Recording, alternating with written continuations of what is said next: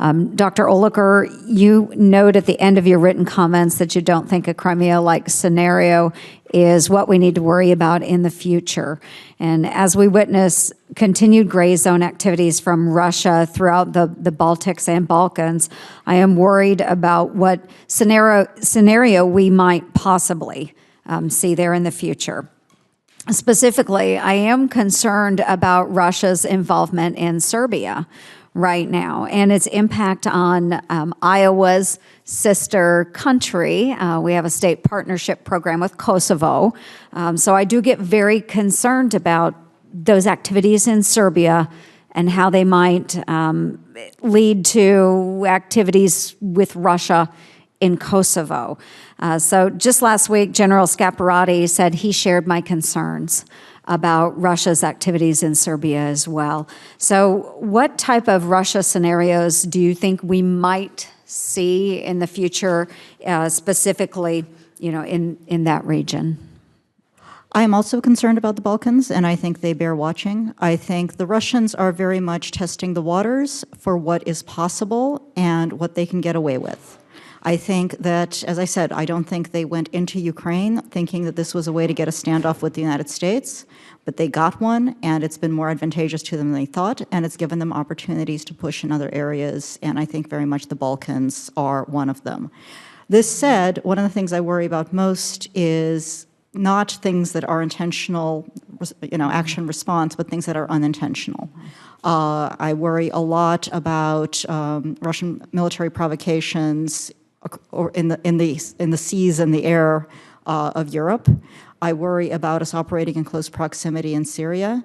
I worry about things that could go wrong because there is so much distrust for very good reasons, and because there is a danger of overreaction on both sides. So when what I worry about most, I worry about what the Russians might do in the Balkans, but what I worry about most on the day-to-day level is that somebody's going to shoot down an airplane. Right, those greater implications. I thought it was interesting, Dr. Carpenter, that you mentioned the rail cars that are being purchased with Russian dollars, and that was brought to my attention by the Kosovars. They mentioned that there are rail cars that have been purchased that are located in Serbia that have been run into Kosovo. So there are some concerns out there. They're wondering, what is going on? What type of propaganda is this that exists out there? Do you have any brief comments on those types of activities?